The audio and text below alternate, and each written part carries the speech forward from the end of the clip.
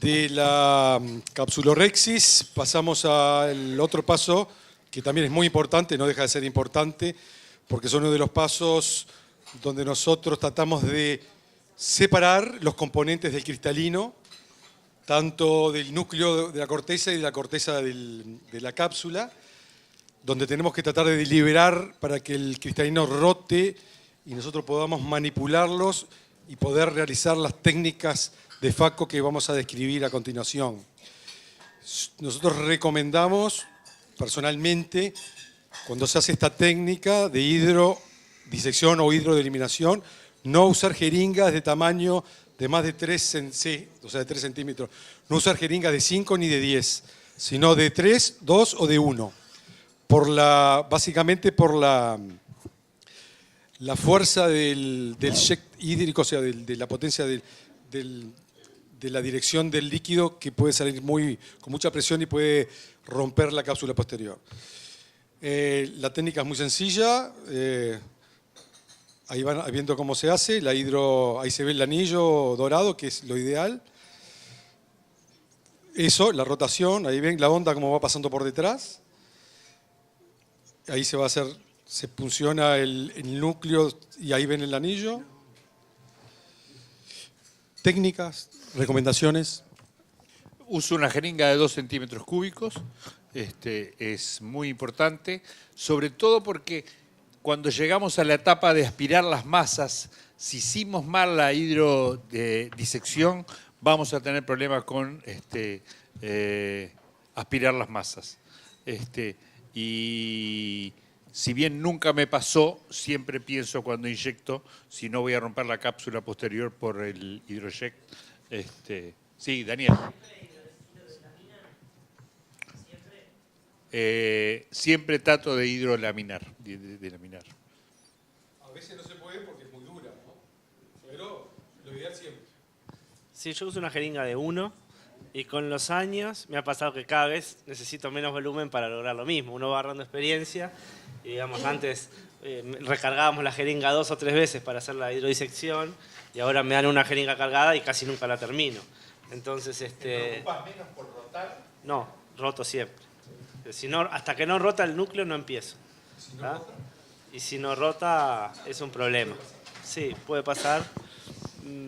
Sigo, en general no me ha pasado de que no rote una catarata. O sea, sigo intentando hasta que en algún momento lo logro. Si tenés una pseudofoliación, una leve, factor leve, y ves que no rota, ¿seguís intentando? Normalmente sí. De laminar solo y... ¿Con visco elástico? Viscodisección. No probé.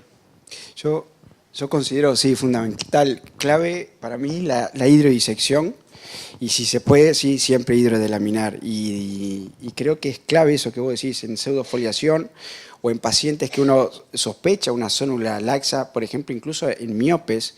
Cuidado, porque la zónula seguramente, o en ancianos, pacientes de esos de 80 o más años, la zónula está débil por naturaleza.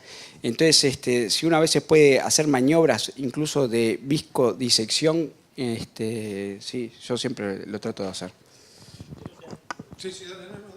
Creo que en la maniobra de rotación del núcleo, estoy en el periodo, por lo menos ahora ya no tanto, porque no estoy tanto ayudando a la gente que se forma, pero en la etapa del hospital, uno tiende a querer rotar el núcleo siempre desde el centro, porque uno hace la disección, entonces empieza a rotar el núcleo desde el centro, y ahí la palanca que uno hace para rotar es mínima. Si ustedes quieren girar una rueda, no la van a agarrar del medio la rueda y tratar de girarla, la van a agarrar uno agarra la rueda de la parte de afuera. Entonces, cuando uno va a hacer la rotación, es muy común ver en la gente que empieza a querer rotar el núcleo de esta manera, y en realidad lo que hay que hacer es casi irse un poco por abajo de la rexis. La maniobra es de donde uno entra a hora 12, ir hacia la periferia para rotar el núcleo. Esta es la maniobra y no esta la maniobra. Entonces, la fuerza que uno aplica para la rotación es mayor. Por supuesto, si tenemos dudas de que sea una subcápsula posterior, donde podemos tener problemas con el agarre y romper durante la maniobra de rotación, bueno, hacerlo con cuidado. Y otra cosa es que apenas vemos pasar la onda por detrás, una maniobra que hago normalmente es apoyarme con la carolita arriba del núcleo, movilizarlo en este sentido, pero sin querer rotar el núcleo. Simplemente moverlo un poquito como para que se desprenda y después hacer la maniobra de rotación. ¿Y en las cataratas polares? Esas son un problema, son congénitas. Porque nos dijeron sí, la Y ahí no estaría tan indicado hacer la disección. Las cataratas siempre polares, generalmente cuando los vienen son cataratas blandas, porque tú las estás viendo. Al ser blandas, lo que se aconseja es no hacer nada, ir haciendo la técnica del gimbal, o sea, comiéndote el núcleo con baja botella, llegar al epinúcleo y hacer una hidrodisección con viscoelástico, suavecita, no total, hasta que te venga una porción del epinúcleo, la sacás y vas haciendo lo mismo con el otro lado, no intempestivamente porque vas a romper, y siempre con botella baja. Eso es lo ideal para no tener la rotura. Y aparte, si hay rotura, el viscoelástico ya te selló y no te va a venir vitrio, generalmente. Generalmente. ¿Y Titanic? Sí. Titanic, que decías, es una te olvidas si haces una hidrodisección, y a mí fue un primer caso de núcleo que se me fue. Me olvidé completamente y no la vi. El otro ojo era una polar, se salió operado, y agarré, ping, ping. Cuando pedí no estaba más. Por eso digo, pero lo más importante es no hacer nada, ni hidroeliminación, nada, porque vos cuando ya entras con la punta del faco, el mismo chorro de la infusión ya te está haciendo un poco de hidrodisección, el núcleo se despega del epinúcleo, cortás la infusión, no sacás de golpe, la sacás, viscodisección, hasta que te venga un pedacito, se desprende el epinúcleo, con la espátula lo volcás al centro, aspirás, viscoelástico de vuelta, del otro lado viene y ahí vas a ver el cascaroncito. A veces se desprende y te queda, pero el viscoelástico se rompió, te selló ahí. Y después, bueno, ves lo que haces. Sí. Se dijo al principio que la facomulsificación es una cirugía paso a paso. Donde falla un paso, esténse seguros que los otros van a ser complicados. Entonces, cuando algo no ocurre como debe ocurrir, es que algo ocurrió. Algo ocurrió. ¿Tá? Y entonces, cuando ustedes no pueden rotar un núcleo, algo ocurrió. ¿Tá? Y lo que más frecuentemente ocurrió es la ruptura de la zónula. Entonces, ustedes ya no tienen una esfera o un círculo sobre el cual rotar, sino que tienen una bolsa con una muesca y entonces ya no rota el núcleo. Así que deténganse en ese momento, piensen muy bien lo que van a hacer, si van a expandir el saco, si van a poner un anillo de sustentación capsular, pero cuando las cosas no van como deben ir, algo pasó. No consiste en forzar para obtenerlo.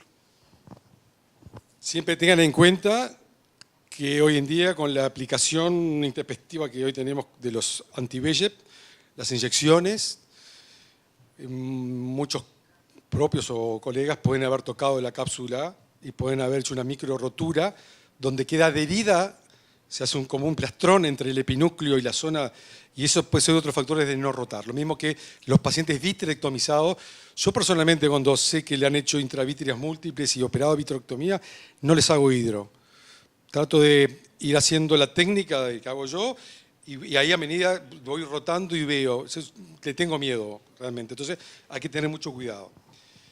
Cuando vayas a hacer la hidrodisección, los residentes saquen viscoelástico. O sea, cuando rellenaron, terminaron la cápsula Rexis, presionen el borde posterior, saquen un poco de viscoelástico para que no hagan la hidrodisección con viscoelástico, atención, porque eso les puede romper la cápsula posterior. O sea, saquen viscoelástico, hagan la hidro y después pongan de vuelta viscoelástico. ¿Está? Segundo paso, arrancamos con las técnicas de facomulsificación. Acá tenemos para divertirnos. Básicamente hay dos técnicas, las supracapsulares y las endocapsulares. Las supracapsulares son las técnicas de llevar el núcleo, sacarlo del contenido capsular y hacerlo en el plano de iris y en la cámara anterior, que yo creo que ya eso está en desuso y no es conveniente hacerla por todos los motivos ya sabemos, de la protección del endotelio. Entonces las técnicas que se deben manejar hoy son las intracapsulares, o sea, endocapsulares que tenemos para divertirse. Desde la de Gimbal, Divide y Conquistarás, Chop, Stop and Chop, el Flip and Chip, Karate Kid, qué sé, bueno, básicamente son técnicas de divide y conquistarás. Tenemos que fragmentar en pieza como de una torta o como se te ocurra y tener una sistematización que uno lo logra con el correr de los años, que te lleva tiempo. Cada uno tiene que... Ninguna ni otra es mejor o peor. Yo creo que todas son válidas. Todas, yo las reconozco a todas, hice todas. Me quedé con la misma de siempre porque es la que más reproduzco siempre. Pero lamentablemente siempre termino en una técnica que yo describí hace 23 años. La técnica de Kobe Lama. Está patentada. Como venga la mano. Vos empezás a hacer top and chop y te viene para acá y tenés que terminar haciéndola como... Por eso uno tiene que manejar todas las técnicas. Pero van a terminar siempre la misma, como venga la mano. Y es una realidad. Se puede reproducir en un 50-70% tu técnica, hay que hacer siempre la misma y familiarizarse con esa, pero a la larga lo ideal es conocer todas, porque de todas en algún momento vas a tener que usarlas. Pero en definitiva, a la larga, lo más importante es manejar el viscoelástico, los espacios, como hablaba él. El núcleo es fácil de manejar cuando se maneja bien, y se maneja bien con viscoelásticos. Es tu tercera mano que está adentro, por eso insisto siempre en el viscoelástico. El viscoelástico te lleva donde vos querés las cosas. Cuando ves que el núcleo no podés y que sea viscoelástico, lo dejás ahí como en cámara lenta, vas y lo agarrás. Nunca hay que ir a buscar los pedazos tienen que venir a vos. Uno nunca tiene que perder la imagen del tip. El tip siempre tiene que estar en los 6 milímetros del cápsulo rexis. Más allá, iris, cápsula, sangrado, se cierra la pupila, viscoelástico. Él te trae, él viene, es una manito y dice, vení para acá, vení para acá, vení para acá. No viene porque está allá al fondo, viscoelástico para atrás, viene para adelante. Se termina siempre una técnica de cómo venga la mano, pero con el viscoelástico todas las técnicas van a ser excelentes. El doctor Guillermo nos va a mostrar sus técnicas y va a aplicar la misma.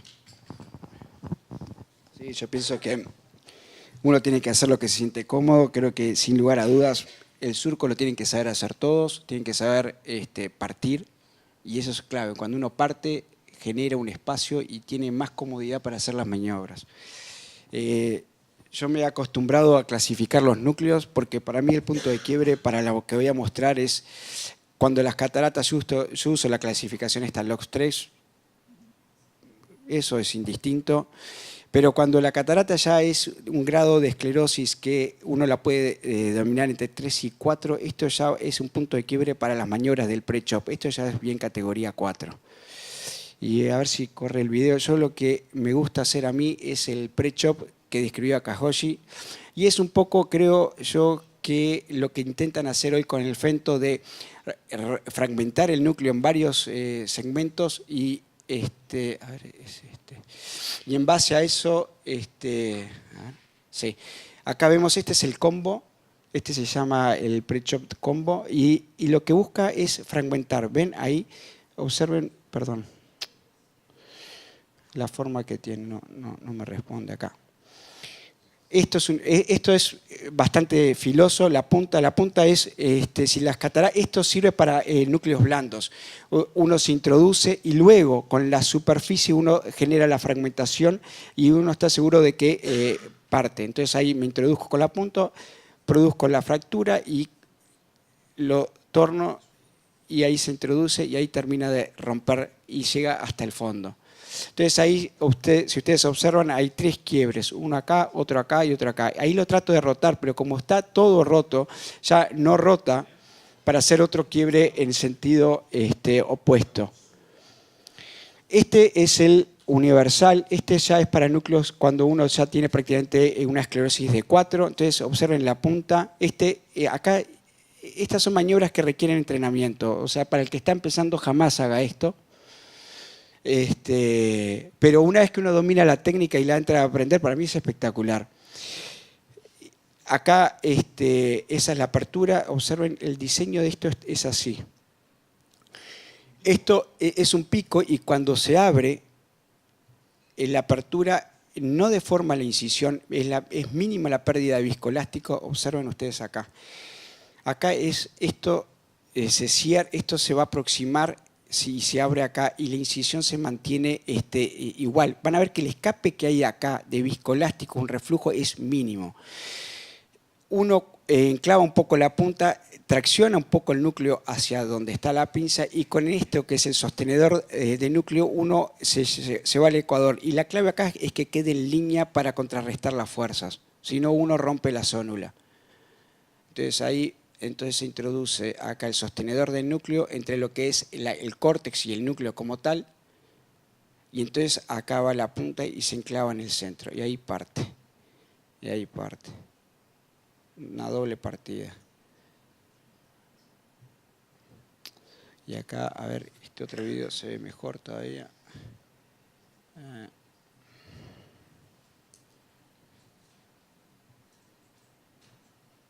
A ver, es acá.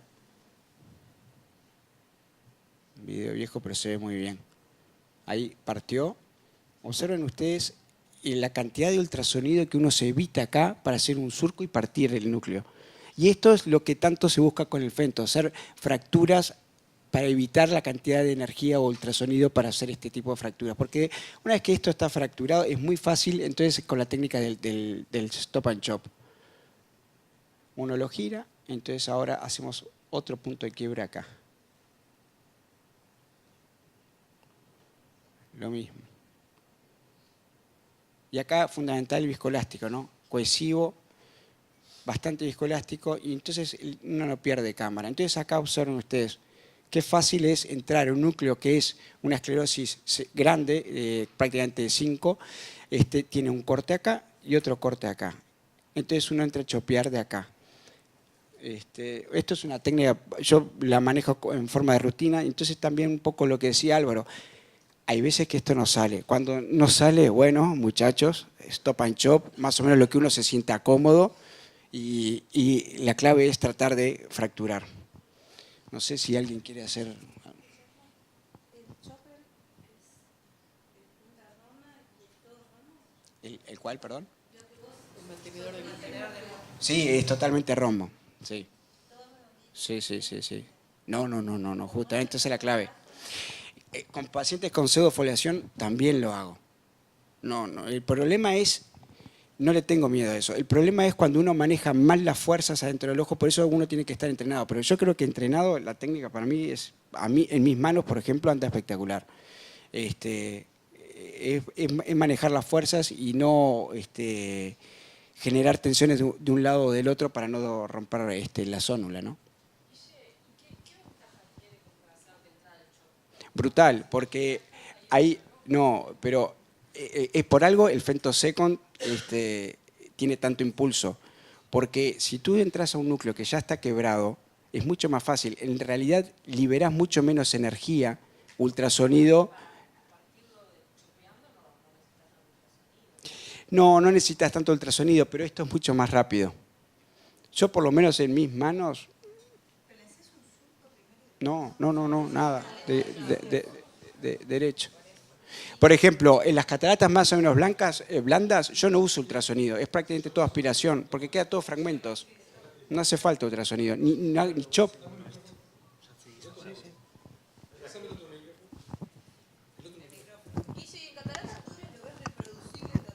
Sí.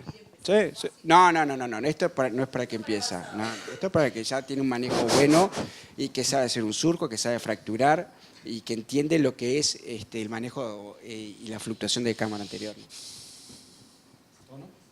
A ver. Guillermo viene haciendo esto hace mucho. Varias generaciones.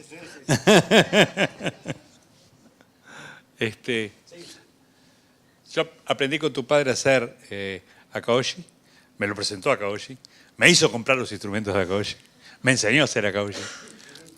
Enrique, un genio. Pero me parece que nosotros nos estamos equivocando en una cosa. Y cuando vos metés la palabra fento, que hace lo mismo, parece que le estamos errando. A ver, vamos a razonar juntos. Yo tengo una estructura de 11 milímetros de diámetro, 4 milímetros de antero-posterior, y por lo tanto con un peso, con un volumen de proteínas fijo. Es decir, no sé cuántas proteínas, cuánto está pesando un cristalino. ¿Tá? Pero lo parta como lo parta con Fento, lo parta con Akaoshi, lo parta con lo que sea, es la misma cantidad de materia que voy a tener que emulsificar y absorber. Porque ni el Fento ni el Akaoshi me está emulsificando. ¿Tá? Entonces, podremos disminuir un poco la energía, pero los trabajos que se están haciendo ahora de grandes volúmenes de Fento contra cirugía convencional están mostrando de que en realidad no pasa absolutamente ninguna diferencia. ¿Por qué? Porque he hecho todas las fracturas con el Fento, el volumen de cristalino que tenés que emulsificar y absorber es el mismo. Con un tiempo altísimo. ¿Ah? Lo que pasa es que lo que hiciste con el Fento respecto a el Akaoshi y respecto a dividir y conquistar es que tuviste menos tiempo instrumental dentro del ojo. Entonces, no nos equivoquemos y no nos comamos, lo voy a decir desde el punto de vista, la Academia Francesa tiene un término muy interesante que es no nos comamos la pastilla del Fento, ¿tá?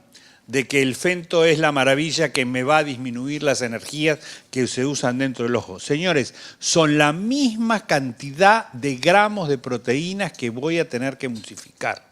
Con Fento, con Akaoshi, con dividir y conquistar. Por lo tanto, la energía total va a depender de tu estrategia, ¿tá? Y de tu capacidad de absorción y técnicas como usaba Enrique Meroff de darle de comer al bebé, que era arrimar las masas al ultrasonido, ¿tá? Y no de Fentos que en realidad no hacen incisiones abiertas externamente, Fentos que no hacen más que fragmentaciones superficiales del cristalino, y capsulorhexis. ¿Tá? Bien dijo un aparato hacer capsulorhexis $700.000. Pero cuidado, el Fento no cambia la cantidad de proteínas que tenemos que absorber después con un faco emulsificador. Hay una cosa, perdón, yo me olvidé decir lo que dijiste vos. También está cómo es la dinámica dentro del ojo, porque uno ya, esto al estar fracturado, uno maneja menos, yo creo que mucho menos fluídica y menos manipula dentro, porque ya está fracturado. Pero, claro, entonces es mucho más rápido, hacer la emulsificación de esto que de nada. Pero no le dejemos a los muchachos el concepto. No, sí. No pueden hacer cataratas si no tienen Fento. No, eso es... sí, para mí eso es un... Hacen cirugía de catarata con dividir y conquistar. Sí. Esto es una cosa opcional, esto es algo... Es la misma. Aprendan a enfriar, aprendan otra cantidad de cosas de las cuales no da el tiempo para hablar, pero no se achiquen respecto a la avalancha tecnológica, respecto a quedarse afuera de hacer este tipo de técnicas, porque es la técnica que ustedes pueden hacer. A mí lo que me pasa es que a mí me enseñó Guille a usar el Akaoshi y me resulta muy práctico en las blandas, porque partir una catarata blanda no es fácil y con el Akaoshi es mucho más fácil. Entonces para las blandas me resulta muy útil usar el Akaoshi. La dinámica que uno adquiere una vez que esto está fracturado, yo ¿cómo lo voy a explicar? Yo creo que uno vuela una vez que adentro del ojo, teniendo todo fracturado, uno va rapidísimo. Y no hay que pensar en buscar el pedazo, ya está fracturado y claro, lo que cambia es la fluídica, toda la dinámica intraocular. Un brasilero me enseñó que en vez del sostenedor de Akaoshi, usar un chopper. Sí, la contraabertura. No, al mismo tiempo que chopeás, clavás el Akaoshi. Ah, bueno, sí. Y eso está muy interesante, porque si se te resiste al Akaoshi, no se te resiste al chopper. Claro, sí. Pero siempre lograr la fuerza. Miguel nos va a mostrar la técnica utilizada por él. Sí, yo uso el chop horizontal. Exacto. Y digo, la empecé a usar hace años como vos. Probé todas y bueno, me resultó más cómoda esta, es la que uso. Pero le encuentro varias ventajas. Una es que el chop horizontal chopeamos el núcleo desde la periferia, con lo cual las fuerzas que utilizamos entre el puntero del faco y el chopper son opuestas, con lo cual en la maniobra del chopper nunca traccionamos la zónula. Entonces, para pseudofoliaciones, para lo que sea, siempre son fuerzas opuestas donde no traccionamos la zónula. Y me resulta cómodo. Les voy a mostrar, no es un chopper en realidad, lo que uso es un manipulador de núcleo. Voy a mostrar dos tipos. Esta catarata es una catarata 2-3 cruces, más 3 que 2. Ven que es Romo el instrumento, es un manipulador de núcleo, no tiene otra cosa. Hay que empalarlo en el medio, cerca de la rexis. Voy hasta la periferia, ahí acerco uno con otro y ahí está quebrado el núcleo. Entonces la energía que usamos ahí es muy poquita, después volvemos a rotar, hacemos la misma maniobra. ¿Siempre te posicionás en 2? ¿En 2 de qué? No, el pedal aquí tiene que estar en US convencional. El oscil no sirve para esto, porque el oscil te emulsifica y no te deja agarrar el pedazo. A veces, si es un poco blanda, no hay que usar ni siquiera nada, es simplemente apoyar el faco y no hay que ni siquiera usar ultrasonido, porque el que hace la fuerza es el chopper y haciéndole una contrapresión con el puntero alcanza. Hay que coordinar pedal, mano. Sí. Yo digo porque No. por los residentes. No es una técnica para empezar, eso está claro. ¿Está? La técnica básica para mí de la faco es el stop and chop. ¿Está? Eso es lo que hice siempre. ¿Está? Creo que es la técnica básica porque además genera espacios. Esto no genera espacios, entonces uno después, para cuando tiene, como van a ver, los 4 cuadrantes, para sacar el primer cuadrante es un poco más complejo que con el stop and chop, que hay un surco que da un poco más de espacio. ¿Ah? Pero como ven, aquí lo mismo. Y si ven, quedan como marcas en el cristalino de uno cuando va a la periferia, porque hay dos maneras de llegar al cristalino. Una es arrastrándose por la cara anterior y otra es poniendo el chopper de costado e ir hacia la periferia para hacerlo caer en el ecuador. Si no estamos en el ecuador, no va a quebrar el núcleo, porque es un instrumento Romo completamente. Entonces, si no vamos hasta el ecuador, esta técnica no sirve. Es un chop vertical. Y les muestro una catarata un poquito más blanda que esta, para ver que la técnica también es reproducible en una catarata un poco más blanda, pero hacemos exactamente lo mismo. Mismo instrumento, clavamos el faco. Empezamos desde el borde de la rexis para llegar al medio. Si empezamos en el medio, vamos a terminar muy adelante. Entonces, la misma técnica. Ahí ya se quiebra, se rota el núcleo, se vuelve a empalar, se quiebra de nuevo y así en 4. Es una técnica, por supuesto, que hay que aprenderla. El mayor riesgo de esta técnica son dos. Para llegar a la periferia del cristalino. Uno es la rotura de la cápsula anterior, el desgarro de la cápsula anterior, porque uno no se confunde, uno no está en el plano, pero con ese instrumento... Por eso la tinción. Exacto, con la tinción sería mucho más fácil. Con este instrumento igual es raro causar un desgarro de la cápsula anterior, pero a veces lo que sí podemos hacer es una zonulodiálisis, porque podemos pensar que estamos dentro del saco y estar fuera. Ahí, si se dan cuenta, es simplemente sacar el instrumento, un poquito de visco sobre la zona y seguir, ¿no? Y entrar dentro de la cápsula. Cuando vos entraste a cama anterior con el faco, ¿no? ¿Entraste en posición 1, o sea, utilizar fluido o solamente empalás y haces? No me gusta hablar de posición 1 o 2 porque cada uno puede programar las posiciones. Ahí lo que yo tengo es un alto vacío, alto, 350, tampoco tiene que ser altísimo. ¿Tá? Tengo el ultrasonido convencional, no hay ultrasonido rotacional, o sea, es el US convencional y nada más. Alto vacío y US convencional. Es lineal el faco además, o sea que lo pones en 80, pero si la catarata es blanda vas a usar 10, porque según como vos tengas el pedal. Y si, una idea, si vos entrás con el puntero del faco solamente como instrumento mecánico para sostener el núcleo y del otro lado traes con el... Sí, si es blanda sí, pero si no la fuerza no la vas a hacer igual. Porque, digamos, estás en... No usar el... O sea, No, es mejor estar metido dentro del cristalino para hacer la fuerza. La idea. Es decir, no solo apoyarte, a no ser que sea muy blanda. Pero si tiene una resistencia al núcleo, no vas a estar bien. Mejor Vas estar a patinar ahí, vas a hacer una diálisis en la dona 2. Claro, sí, tal cual. Hay una cosa que es clave. Cuando uno va a hacer eso, si este es el núcleo, uno tiene que agarrar el centro. Si uno cae por delante del centro, uno cuando va a hacer el enclavamiento con el chopper le puede rotar así y perder el sentido de la fuerza, porque se tienen que estar alineados. Entonces uno tiene que entrar en el centro y un poco para hacia adelante. Entonces cuando uno clava el chopper y se dirige hacia la punta, no vas a tener la torsión, porque vas a tener una suficiente superficie, el puntero del tip del faco introducido en el núcleo que agarra el centro y un poco hacia adelante. Entonces no vas a tener esa maniobra de rotación. ¿Qué opinan? Porque digo, la realidad es que hay gente que también se va a capacitar a otro lado y trae técnicas nuevas.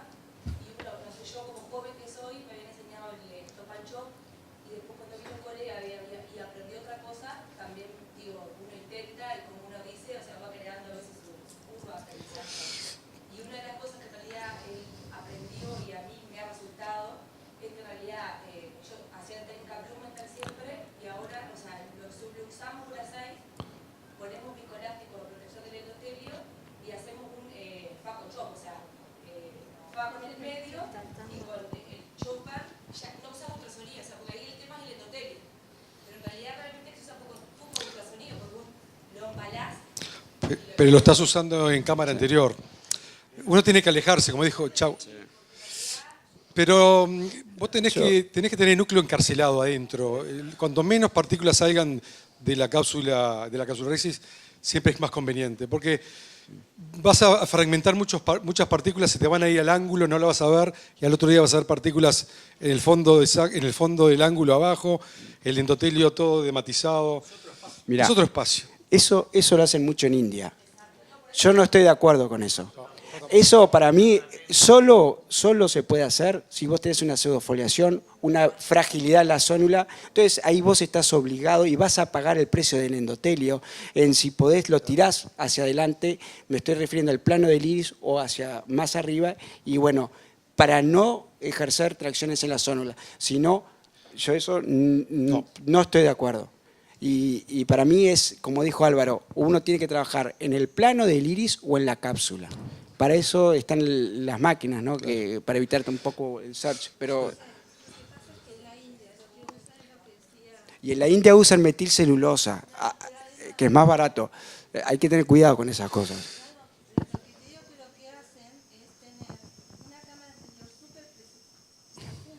Sí, pero eso es por presión activa. Ah, pero no tiene aparato de presión activa. Sí, pero hay que tener cuidado. O sea, hay que tener cuidado con esas cosas. Yo creo que sí. Yo no estoy de acuerdo. Que es una técnica, como dijo Guillermo, apta para los que tienen experiencia. La técnica de elección de los residentes en el mundo moderno es la stop and chop. No hay... ¿Lo qué? Espera que voy a pasar el video este. Yo creo que todos tienen que mentalizarse a dejar el núcleo en su lugar y hacer esta técnica que es la stop and chop. Surco inicial, con mucho viscoelástico, reproducible para todo tipo de cataratas. Cuando se quiere, se hace el surco central. Vos ya tenés mucho viscoelástico, no tenés problema endotelial, eso de la disipación energética. Ahí ve cómo se quiebra, muy sencillo. Lo pueden hacer con viscoelástico, pueden sacar el tip de infusión y pueden hacerlo con 2. Siempre adentro, bien reproducidos, tienen espacios, siempre el chopper lo están viendo, no pasa de la Rexis.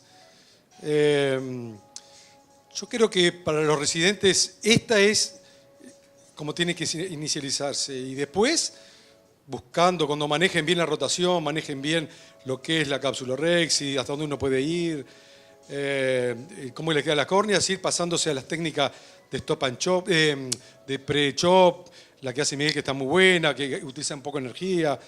Todas son, pero tiene que ser en el plano lis o abajo. Porque si no, pues, me preguntan, ¿y cuánto hiciste de CDE? ¿Cuánto de difusión? Eso es todo verso. Para mí es todo verso. Para mí esta la clave es el lugar y lo menor tiempo posible dentro del ojo. Y viscoelástico, señores. Acá lo mismo, una más blanda. Son 3, 4 pasadas. No le hace nada el endotelio, ni se enteró el endotelio ahí. Yo lo que hago, ahí viene una burbujita, yo siempre dejo una burbujita ahí en un lado, ese es mi parámetro. Si esa burbuja no se mueve, es porque tengo viscoelástico de sobra. No, ¿ven una burbujita chiquita, no?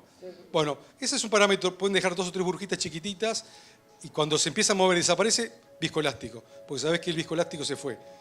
¿Vieron? Es muy sencilla, no requiere de nada excepcional y de meter otros aparatos.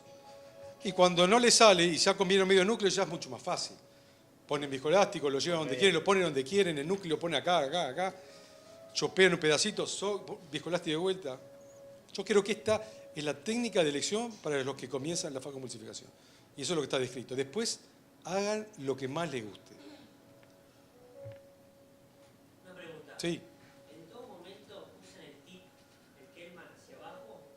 ¿O en algún momento de la cirugía lo cambian?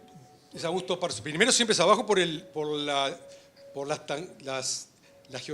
geometría del chop, que es de 45, funciona hacia abajo. Si no, no cavita bien. Después, si querés ponerlo un poquito de costado, porque tiene poco espacio, puedes rotarlo para el costado. Yo acá lo corré, ahí está rotado, ¿ves? Ahí lo estoy comiendo con el chop de costado. Pero bien, esta es una catarata blanda, porque son blancas, pero son blandas.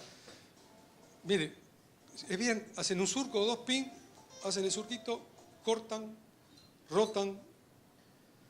Ojo, esto es para una conferencia. Muchas veces esto no sale ni ahí. Vas a pasar y no corta. No se encaprichen con ese pedazo. Roten y vayan al otro pedazo. Uno a veces se encapricha con ese pedazo y lo quiere atacar. El ojo te va a ganar siempre. Vos tenés que ser inteligente con el núcleo. Si cambiá, rotalo. Y así vas a rotar, ¿ves? Rotá, buscá viscoelástico. Esos son los trucos ideales para no tener problemas.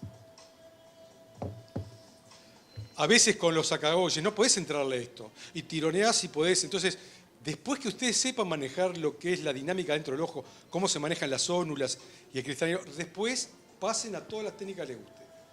Pero el consejo de mono viejo. ¿Puedo mostrar un esquema de cómo hacer el surco?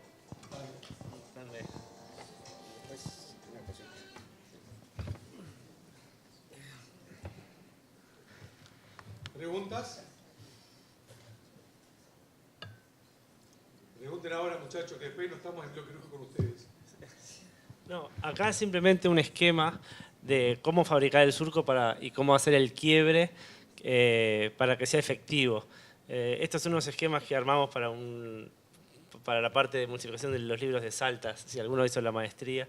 Entonces, el surco tiene que ser más profundo en el centro que en la periferia. Recuerden la anatomía del cristalino. Si ustedes van a hora 6, cuando están haciendo el surco y siguen de largo, se van a encontrar con la cápsula, porque el cristalino ahí sube. Entonces, a medida que nos avanzamos, ir levantando la punta para que el surco no sea penetrante en la hora 6, porque ahí es fácil hacer un agujero y que pase desapercibido además, y después nos llevamos sorpresa cuando estamos emulsificando. Más o menos hacer 3 pasadas, como dice el esquema del medio, y en la periferia que no sea más de 2, porque el espesor del núcleo es menor. Lo otro es cuando vamos a hacer el momento del quiebre, hay que ir al fondo del surco, pues si nosotros hacemos la fuerza como está abajo a la izquierda, aquí, no, acá no tengo, va a ser difícil que el núcleo quiebre y más si es un núcleo blando. Si es un núcleo duro, capaz que igual tenemos la suerte de quebrarlo aunque le hagamos la fuerza arriba, pero si es un núcleo blando va a ser difícil. Y abajo a la derecha mostrar el esquemita de que no ir hacia abajo cuando hacemos el surco, sino ir levantando la punta cuando vamos a hacer la periferia. Era eso.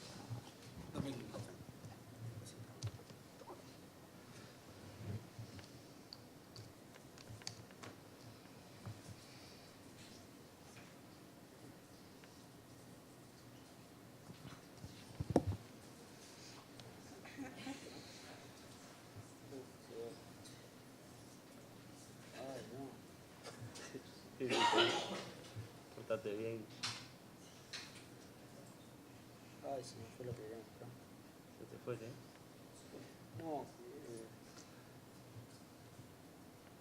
Bueno, acá, como yo hago la circular con el cistótomo, y ahora viene lo que quería mostrar, que es lo que preguntaban recién del bisel para arriba o para abajo del faco. El bisel para arriba, la indicación es para formar un surco, pero si uno no tiene, acá como ya está el pre-chop y ya está fracturado, el bisel para abajo, eso es lo más práctico. Pero lo que más importa en todo esto es esto, lo que decía Álvaro, trabajar del plano de la cápsula en el saco, no para arriba, y la infusión, los agujeritos de la infusión, que no vayan para el endotelio, hacia el plano horizontal. Es clave, porque uno siempre tiene mínimas fluctuaciones y pérdidas por la contrabertura de suero. Entonces, ahí es cuando la infusión, el chorro que sale por los costados, si ustedes lo tienen en forma vertical, les va a ir al endotelio. Claro, y todas esas cosas, viste, es muy difícil medir ultrasonido cuando tenés todos los otros desastres andando, ¿no? Entonces, ahí, eso es lo que yo le decía, ya está fracturado, es muy fácil las maniobras y prácticamente nada, es aspirar, ya está fracturado, uno lo separa, bueno, ahí no estaba fracturado, pero termina de fracturar, y entonces es muy rápido. Y la dinámica en el manejo adentro del ojo es más fácil. Más rápido, eso. Tono, ¿cómo te manejas tú con el epinúcleo? Es un gran tema, el epinúcleo. Muchas veces pensamos que ganamos la batalla y nos queda ese cascarón ahí y que no sale con nada y a veces luchamos y rompemos la cápsula. ¿Cómo te manejas tú con eso? Primero, con detente Satanás. Porque uno se tienta a seguir con la punta de ultrasonido. Y ahí metiste la pata. ¿Tá? Entonces, detente Satanás. ¿Tá? Poner viscoelástica. En lo personal, como presurizo, el epinúcleo se va contra la cápsula, cosa que lo hace complicado. El poder aspirarlo, ¿tá? Y después tenerle mucha paciencia, saber que es el momento más peligroso de la cirugía. Todos creemos que el momento más peligroso es cuando estamos fracturando. No es el momento más peligroso, ¿tá? Y después saber reconocer el pliegue radiado de la cápsula posterior para decir, en ese momento estoy absorbiendo la cápsula posterior, estoy en peligro de fractura, debo generar un reflujo y detenerme. Y el otro problema es qué hacemos con la hora 12. La nueva escuela de jóvenes oftalmólogos trabaja con 2 aperturas, de forma que no tienen problemas de aspirar a hora 12. Los más viejos, que nos formamos en la época de Kaufer padre, tenemos todavía unas agujitas curvas para aspirar las masas de hora 12. Me generaba bastante edema manejar, aspirar las masas de hora 12, el perinúcleo de hora 12, hasta que dije, bueno, y pongo un poco más de plata y entonces inyecto viscoelástica antes de meterme con las agujas, y entonces tengo mucho edema. Eso con respecto a las masas, ¿no? Yo también me gustaría básicamente sobre el epinúcleo. ¿Tú qué haces, Miguel, con el epinúcleo? No con las masas, eso es otro ítem. Perfectamente. Una vez que uno termina de comer el núcleo y hizo hidrodilaminación, tenés todo el epinúcleo para comer. Yo creo que eso se saca lamentablemente con el FACO. No se saca con la IA. Si bien, digamos, la IA ahora es más potente y algunas veces te permite comer el epinúcleo y a veces no tenemos más remedio porque peleamos y no viene, y estoy de acuerdo que es el momento donde uno rompe la cápsula, hay que ir rotando el epinúcleo con un instrumento romo hasta que asome y haga el flip. ¿Tá? No hay otra manera, hay que tener paciencia, no apurarse, pero creo que el epinúcleo hay que sacarlo lamentablemente con el FACO. Y creo que ahí discrepo un poco con Tono. Hay 2 momentos donde no pongo viscoelástico, y es cuando tengo que sacar el epinúcleo, puedo poner un poco para proteger el endotelio, pero si yo lleno la cápsula, me va a dificultar sacar el epinúcleo, o sea que no. Y cuando hago la aspiración de las masas, que si lleno de viscoelástico, voy a tener que sacar el viscoelástico para poder aspirar las masas. Entonces, en realidad estoy gastando viscoelástico para una función que no lo voy a utilizar. Si tengo viscoelástico para sacar el córtex con la bimanual, mejor va. Y el epinúcleo lo voy rotando, si no puedo, yo tengo un instrumento Romo, o sea que puedo rotarlo, y si no cambio pongo la Pisacano, que es la espatulita chatita, y lo voy rotando hasta que en un momento tengo una puntita que asoma y bueno, y lo logro traer. Yo hago un poco como lo mismo que más o menos el mismo concepto de Miguel, y sí tengo en cuenta el bisel. El bisel del tip tiene que hacerlo encajar, como quien dice, en la curvatura del casquete, esa llanta que ustedes tienen de epinúcleo, nunca la punta, porque si por ahí se introduce rápidamente el epinúcleo, la punta va a romper lo que está por detrás, que es la cápsula. O sea que el bisel tiene que hacerlo encajar, como quien dice, bien paralelo a lo que es la curvatura que tiene la llanta que tienen que sacar. Y después con la técnica del flip, uno, por ejemplo, pone el bisel bien paralelo a lo que sería la curvatura, aspira y bueno, lo lleva hacia el centro, y con el chopper o con el instrumento que tenga en la mano, tratar de rotarlo y traerlo. Para los residentes, el manejo del epinúcleo, como ya hemos comentado, es bastante complejo. Yo les recomiendo lo siguiente. Viscoelástico, de vuelta. Cuando terminan, sacan el tip de facomulsificación y hacen esto. Se llama la viscodisección del epinúcleo. Esto es lo que tienen que empezar a hacer para no romper la cápsula. Separás, ahí lo tenés, el epinúcleo, prontito, sacás y pones la punta del faco y te lo comes. Eso es lo que tienen que empezar a hacer. Nosotros que estamos duchos, los pescamos, hacemos todas las maniobras. Pero la viscodisección es muy importante. Eso se hace con metilcelulosa, porque es más blandita, fácil. ¿Ve? Bien, ahí ya lo trajiste, ya lo separaste, ya no vas a buscarlo, que es lo que siempre tratábamos, y con un segundo instrumento se hace un efecto como de corazón. Ahí van a ver que uno aspira ahí y se viene solo, pues ya está todo separado. Eso es una maniobra que los residentes tienen que hacer. ¿Ah? Las aspiraciones de masa, como dijo Tono, es otro capítulo. Personalmente, soy de la época de mi profesor, que fue Kaufer. Yo uso una sola vía, uso tip de silicona, uso un material que es como, para la cápsula es como una seda. Nunca te va a romper una cápsula.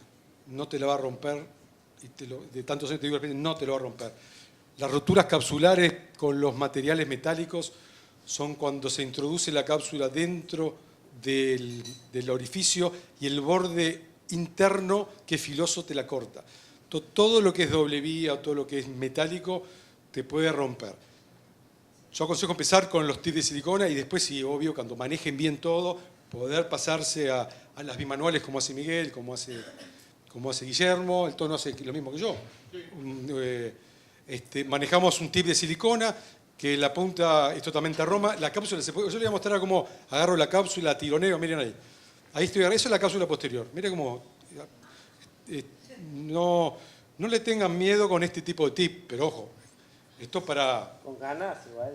Esto es un modo, se llama modo de pulish, que tiene un vacío a penitas, que apenas se mete, pero no rompe. Pero con uno metálico lo rompiste, porque el borde es cortante. Esto no es cortante. Entonces, ahí está, esa es la cápsula posterior. Y no le tengan miedo. Pero no, se los traje para mostrar cómo es la cápsula.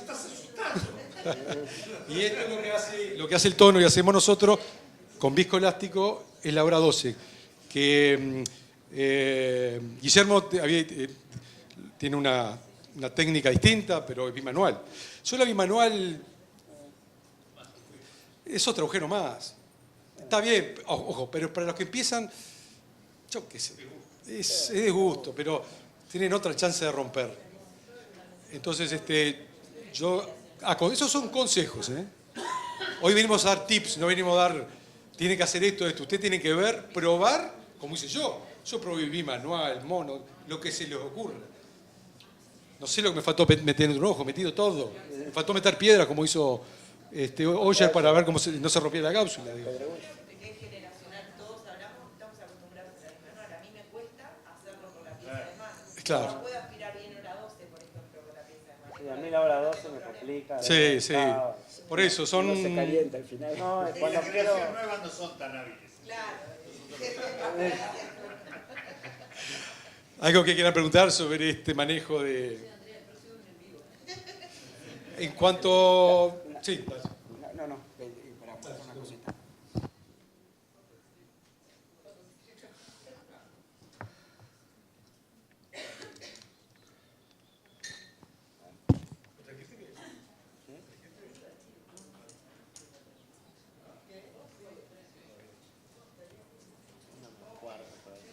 Yo la vez pasada mostré esto, acuérdense, cuando uno usa la bimanual tiene un puntero que ejerce presión negativa y otro presión positiva. Entonces, cuando ustedes tienen fragilidad de la zónula o tienen sospecha que la zónula está débil, cuando uno aspira, uno lo que puede hacer entonces es generar un espacio con una presión negativa entre lo que es la cápsula y la corteza, y eso no es favorable si ustedes tienen acá una debilidad. En cambio, si ustedes usan una fuerza positiva, y esta es la irrigación entre la cápsula y la corteza, esto va a servir para disección y para que ustedes no traccionen acá la zónula. Es un concepto, ténganlo en cuenta. Otro concepto cuando hacen la aspiración, esto. No usan fuerzas radiales, esto desgarra la cápsula acá, es mucho más favorable que hacen una fuerza tangencial. Entonces, este vector que ustedes al traccionar llevan para acá se divide en dos vectores y entonces uno no hace una fuerza o ejerce una tracción radial, sino que en todo un sector entonces protege mucho más la zónula. Esta es la bimanual y entonces acá observen ustedes acá el orificio de la irrigación y esto es un hidrolavado lo que ustedes pueden hacer. Acá está, observen, fíjense con la fuerza que sale el chorro y eso mismo pueden ustedes usar para limpiar la cápsula y disecar entonces la corteza de la cápsula sin tener que ejercer presión o tracción sobre la zónula, para tenerlo en cuenta. ¿Preguntas? Siguiendo con los pasos, ya estamos... Estamos cerca del abogado. Estamos tranquilos, ya sacamos el cristalino, ya está, ya... Bueno, pero a veces, como dijo el Tono, y lo reitero, todos los pasos tienen su que haber. Colocación de lente intraocular. Consejos, tips. Que yo les pueda decir, cuanto más dioptría ser lente, más grueso ser lente. Traten de saber si es un lente de 24 para arriba, 23 para arriba, usar cartuchos adecuados y las incisiones quizá ampliarlas un poco. Esto es para los que comienzan, no para los que ya tienen experiencia en FACO, porque si no van a tener problemas en el encarcelamiento, en la herida, rotura de los lentes, o sea, lentes de dioptrías altas, cartuchos adecuados, incisiones adecuadas. Si está muy apretada, traten de abrir un poquito más la incisión, no tengan miedo, porque un lente adentro y roto, prefiero una incisión un poquito más abierta. Y sobre todo también cuando se usan lentes hidrofílicos, que salen muy rápido, a veces se expanden muy rápido, muy explosivamente en el ojo. Si está muy cerrada la herida y el cartucho hace presión, seguramente va a salir rápidamente, pueden romper el lente. Como consejo, dioptrías altas, incisiones un poquito más grandes. No sé. Nada que decir, parece perfecto. Sí, creo que para empezar, cuando inyectamos los lentes, no pelearnos con la incisión, hacer una incisión donde, si ustedes pueden, porque normalmente hacemos la incisión justita, simplemente apoyamos los labios en la incisión y pasamos el lente. Eso es más difícil. Muchas veces les va a pasar que el lente queda afuera y tienen que volver a cargarlo, volver a ponerlo. Nos pasa alguna vez a nosotros. Entonces, y por eso no hago 2.2, hago 2.4, que no hay casi diferencia para no tener que pelear con eso.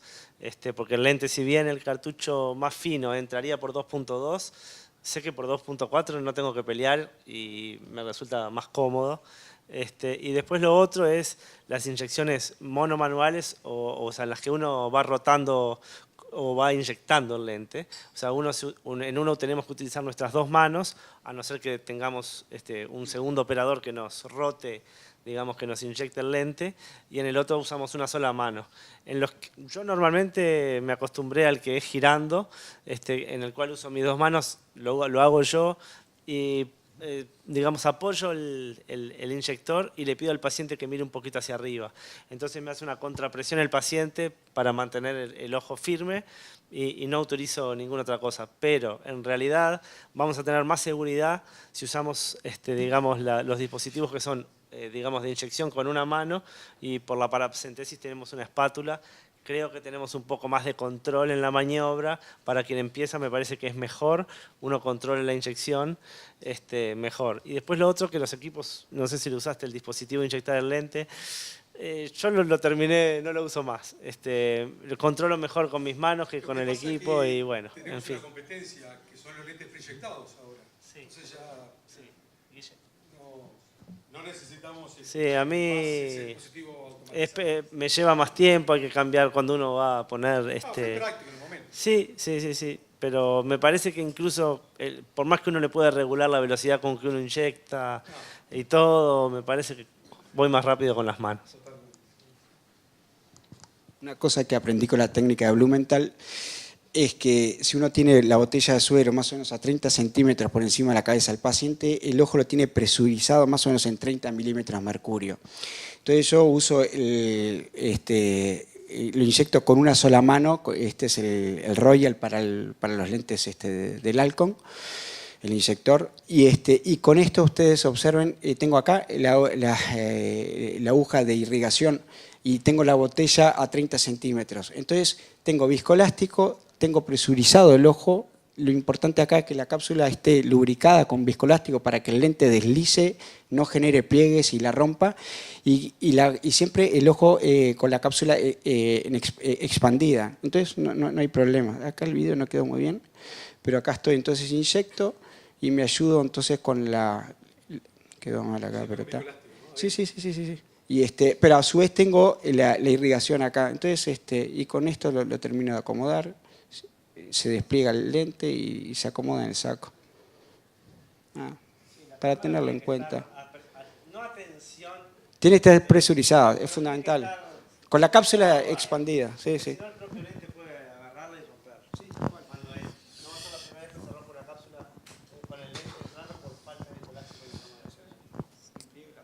En cuanto a los lentes intraoculares, para los residentes y no tan residentes, cuando tenemos pseudofoliación, ¿qué haces tú? Pones el Indevac, Sulcus, el lente en el bag y las patitas en el Sulcus, ¿qué haces?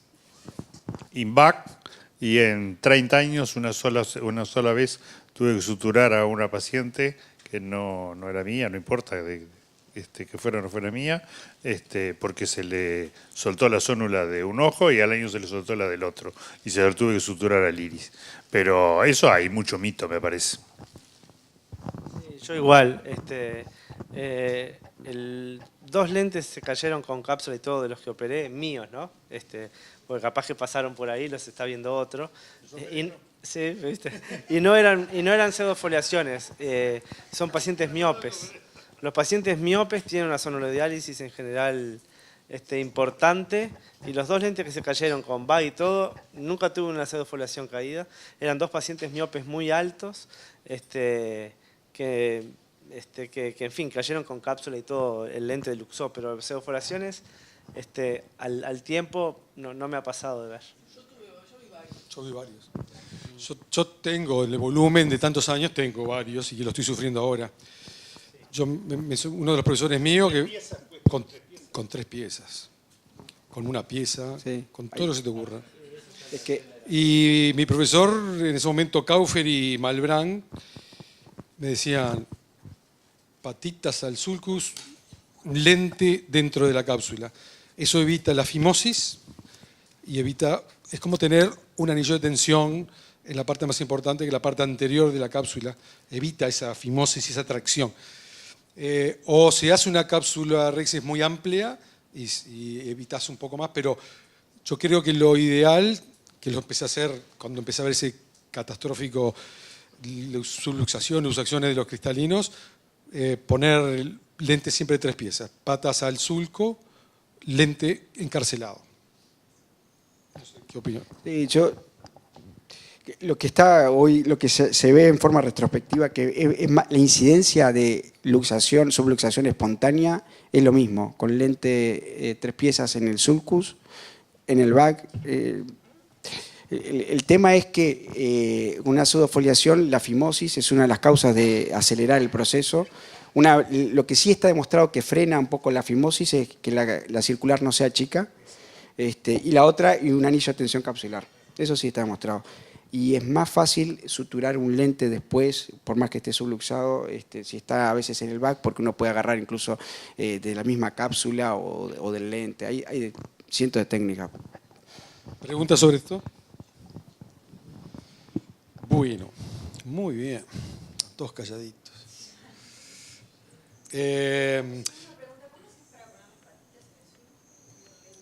Muy sencillo.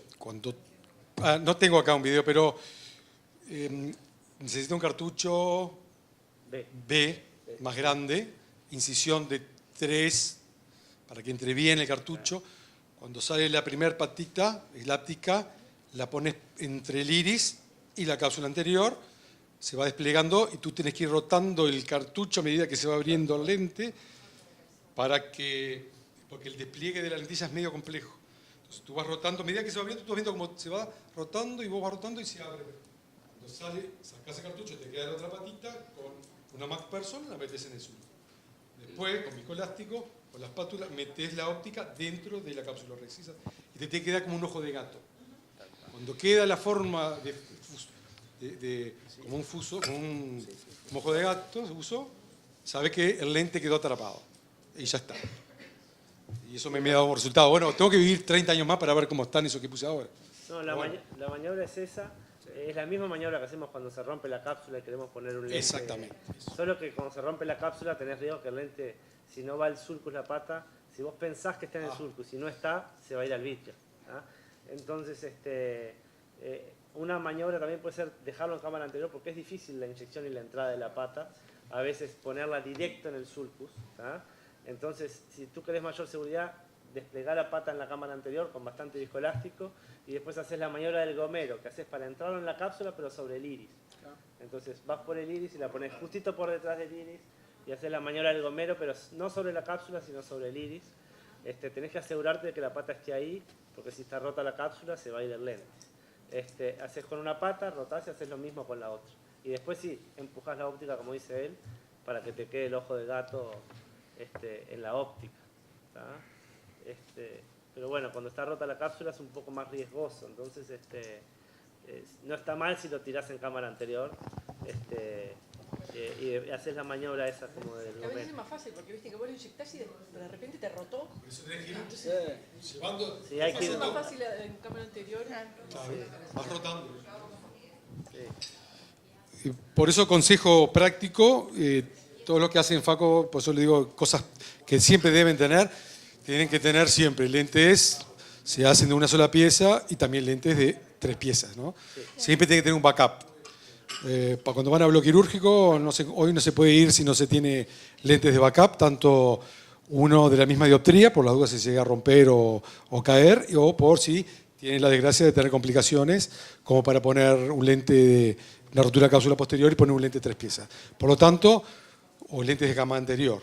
Por eso tienen que tener todo el arsenal quirúrgico posible para evitar todo contratiempo, porque cuando se le rompe la cápsula estás pensando qué lente tengo, qué le voy a poner, cómo hago, no tengo, qué hago, y empezó a temblar la mano. Entonces, si vos tenés todo tu valijita con el ABCD, operás tranquilo. Sí, doctora. Una pregunta, ¿a todas las pseudofoliaciones le pones lente de 3 piezas? Porque el porcentaje de pacientes con pseudofoliaciones es bastante alto. Yo te cuento, sí, además, yo le pongo a aquellos que cuando voy a hacer la capsulorhexis, la zónula está laxa. Síndrome de la sábana floja, que le digo yo. Cuando toco y tiene un poquito que está así, ya está. Ahora, vos hacés la capsulorhexis como cualquiera, que firme, que la haces como si fuera...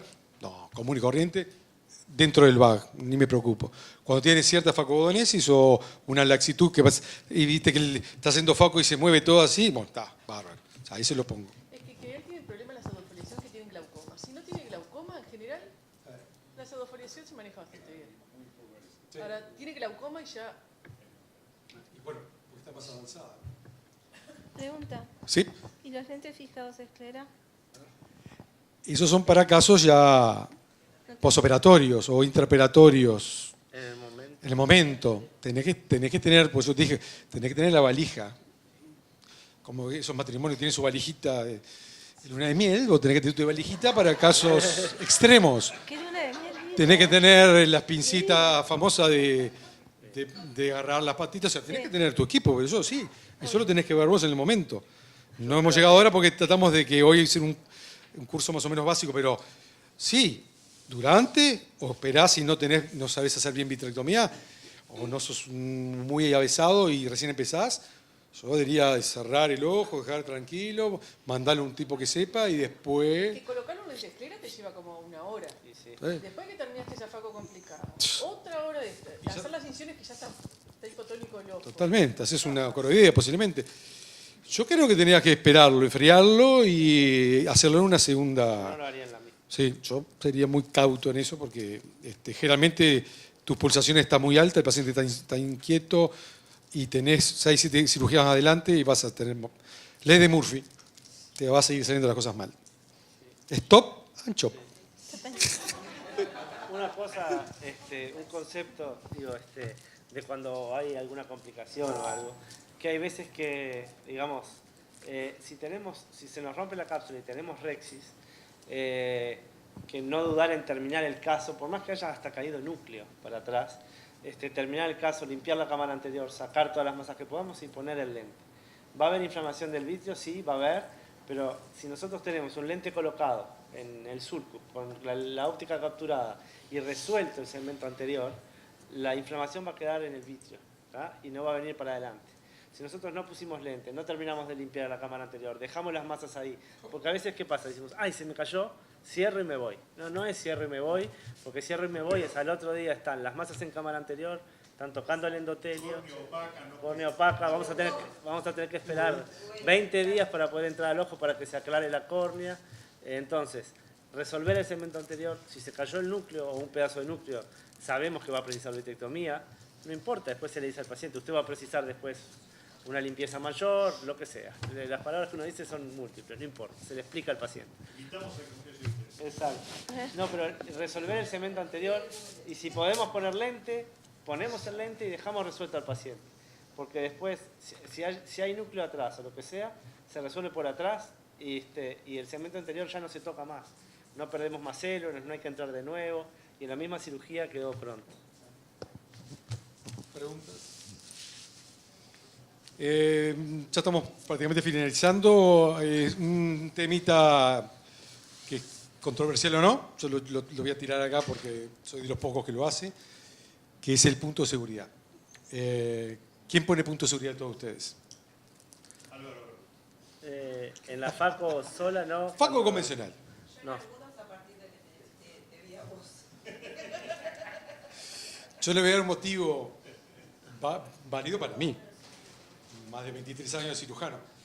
Yo me acuerdo que veía los posoperatorios de mi profesor al otro día, de los 20 que hacía en la mañana, y de esos 20 pacientes que hacía, 3 o 4 tenían fibrina, tenían no una endostalmitis, pero una pseudoendostalmitis. Y lo llamativo que la fibrina iba desde la cápsula hacia la incisión.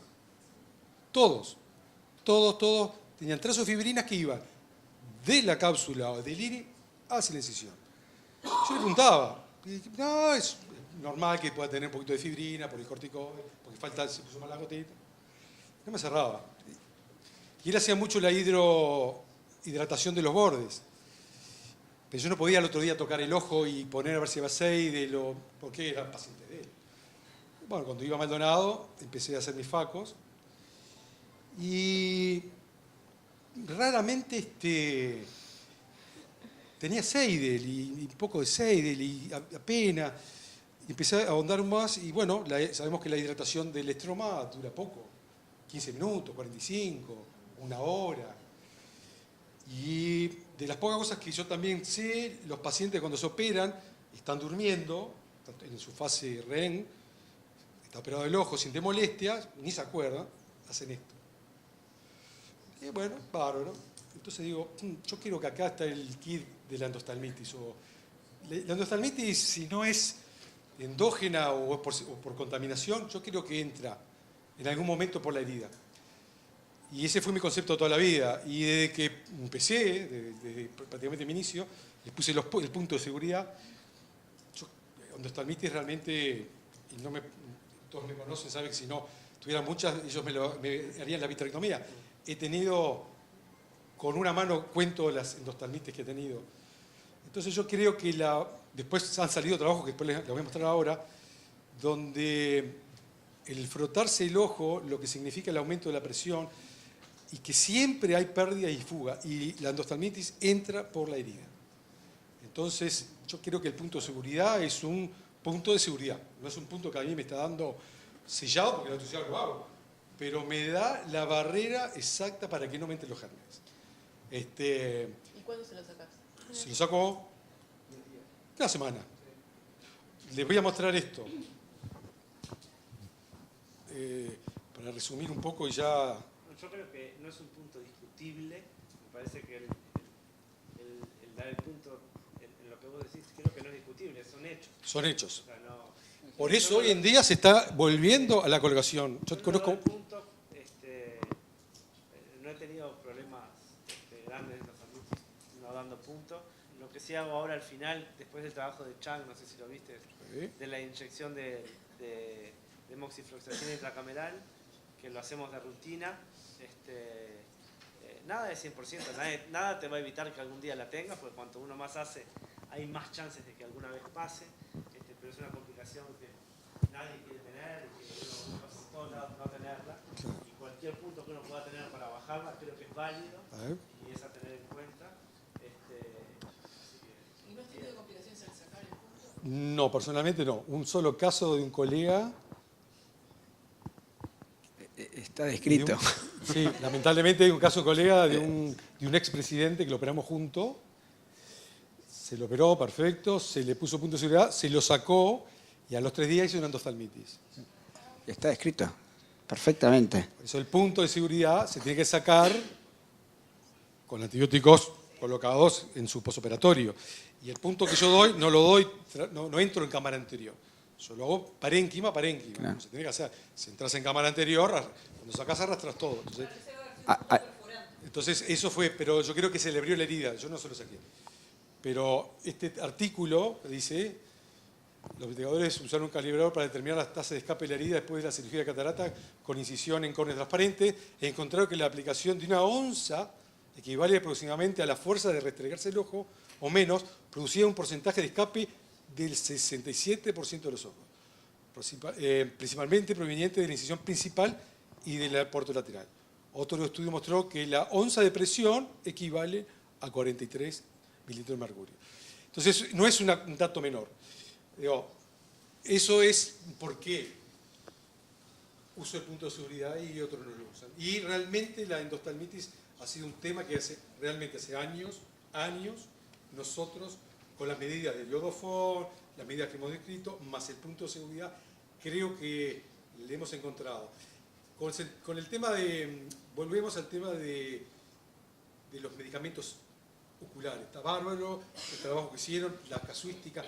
Otro medicamento, las células endoteliales son neuronas, sufren, es inesperado cómo pueden reaccionar. Puede ser que no sea tóxico en ese, pero si es tóxico a la cipro, tenés un injerto de condón. O sea, cuando menos cosas podemos meter, para evitar una infección. No, pero aparte hay una cosa, que la penetración, por ejemplo, de la moxifloxacina es tan buena tópica que a nivel de la cámara anterior que no justifica meterlo. Pero sobrepasan la concentración mínima inhibitoria. Por eso. Para mí, una cosa clave es, yo, por ejemplo, a mis pacientes los mando ocluirse el ojo todos los primeros 7 a 10 días, que es cuando se demuestra que se repeteriza la incisión. Mientras la incisión no está repetirizada, es factible de que le entre cualquier cosa. De noche o en la siesta, no importa, el paciente se duerme o está medio somnoliento, se tapa el ojo. Es sistemático. No, escudo, simplemente eso, nada más. No, es eso, porque el paciente mínimo, al rascarse, el rascado implica deprimir el labio inferior, que es cuando entra el contenido, lo de afuera. Para terminar, me pidió la doctora, si me permite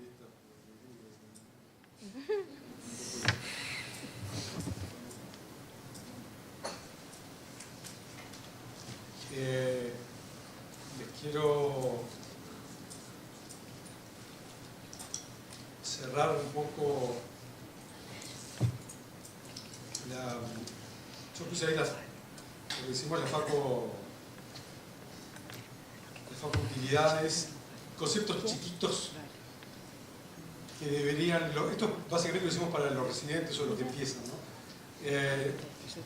Primer punto, esto lo voy a andar mucho en la ficha preoperatoria que tenemos nosotros, realmente tienen todos lo que tienen que hacer, los pacientes con ojo único, cómo se tiene que manejar. Básicamente todos nos manejamos por lo mismo, todos más o menos iguales. Ahí ven lo que nosotros tratamos de hacer en los pacientes con ojo único. Le indicamos un exudado conjuntival previo, nasal, si es un comprometido. Pacientes con blefaritis, les mandamos exudados, y le hacemos un tratamiento preoperatorio una semana antes. Otra cosa importante, los abogados, fundamental, libro informativo, explíquele, tómese su tiempo, háganle firmar consentimiento, que dicen que no sirve de mucho, tiene que estar todo registrado, anoten todo. Esto es la ficha postoperatoria que también tiene que tener, básicos, ¿no? Esto es las medidas que usamos nosotros para el perioperatorio. Esto lo hacemos durante más de 20 años. Perioperatorio, paciente normal, 48 horas antes de la cirugía, una gota cada 12 horas de cualquier alimento. Perioperatorio, 48 horas antes, una gota cada 6 horas de estos antibióticos. Único ojo, se le agrega antibióticos orales, preferentemente la cipro, 48 horas antes y por 5 días. Postoperatorio, ojo normal, una gota, como ven abajo, durante un mes es el postoperatorio. Segunda medida, acá tenemos a una ayudante de lujo, de la doctora María José, está en la foto.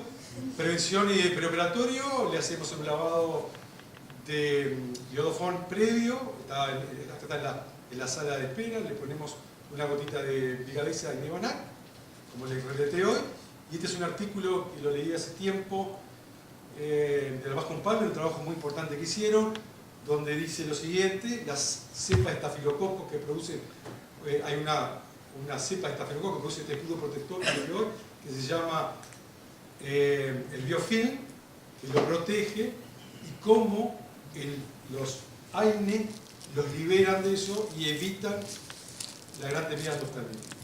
Por eso es importante el uso de los AINE. Preparación 5 minutos antes con el lavado al 5% como ya lo hablamos. Esto es una ficha preoperatoria que tenemos siempre nosotros, antes se llama bioseguridad. Todo cirujano que va a entrar al quirúrgico tiene que tener todos estos parámetros. La identidad del paciente, si es el que está, el ojo operar fundamental. ¿Qué ojo te operás? ¿Cómo? Eso no puede pasar. El paciente no puede enterarse nada que te vas a equivocar de ojo. El capizolín, claro, toda la parte esterilidad. El procedimiento a realizar, que tenga una evaluación de riesgo, la colocación de todos los monitorios que sean, si hay una variación del procedimiento estándar, fijar si está todo hostil, realmente que van a poner un ringer, que no es un líquido que no es el adecuado, como ha pasado caso. O sea, tiene que estar todo vigilado. No te olvides que a veces los circulantes están muy apurados, o sea, el responsable es uno. Entonces uno tiene que fijarse de todos estos parámetros. Ver si anda el microscopio antes, si el FACO funciona bien, si el instrumental está bien, si está bien esterilizado. Tener todo. Como dice ahí, no lo voy a adaptar mucho, yo cualquier cosa se los paso. Esta es otra, los pasos de intervención, que eso ya la decisión operativa no tiene sentido. Yo voy a tener un segundito acá. Cuando uno va a operar, va a ser cirujano de ojos, de faco, segmento anterior, de microscopía, en el bloque quirúrgico, cosas que no deben faltar nunca. Si sabe que no hay, usted se va con la valijita y lo lleva. Por supuesto, la silla no se la van a llevar, ni la camilla, ni el microscopio. Pero básicamente tiene que tener un buen microscopio, una buena camilla cómoda, esterilizador, un anticoagulante rápido. Este es un sistema de aspiración que está ahí, no sé, me lo mostré yo. Pero básicamente tiene que estar bien equipado. No importa la marca del aparato, no importa, pero tiene que tener buen equipamiento y que esté en buen funcionamiento. Por eso, antes de operar, tiene que estar todo funcionando bien. Y la clave de todo, que es lo que sí podemos llevar nosotros, es este arsenal. Anillo Malayo-Win o dispositivos para dilatar, siempre. Azul, siempre. Los ganchitos de cápsula tienen que tenerlo, porque van a tener problemas con la cápsula. En la aspiración van a hacer diálisis, o el paciente no les contó que tiene un traumatismo, van a encontrarse con una diálisis, y teniendo este pequeño minículo van a tener buenos resultados. Suturas, toda la vida para ver. Desde nylon de cero hasta las suturas para lentes intraoculares o lo que se le ocurra. Inyector de anillo de tensión y anillo de tensión. Fundamental. Tienen que tener. Bisturí de todo lo que se le ocurra. Pueden tener tanto diamante o no diamante, pero de todas las variedades. Disco elástico, yo ya los aburrí. Tiene que tener 10 litros.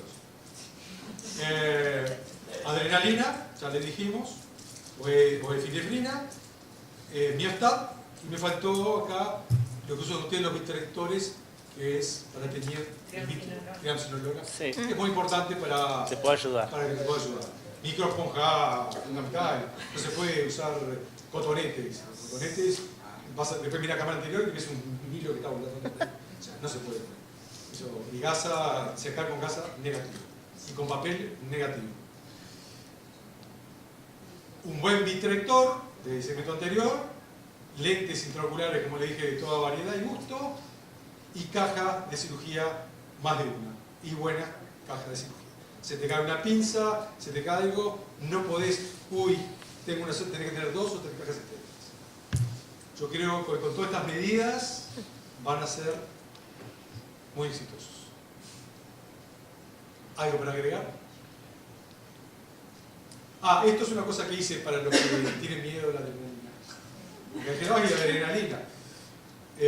Monitorizamos a todos los pacientes antes de la adrenalina, después de la adrenalina. Ni se movió.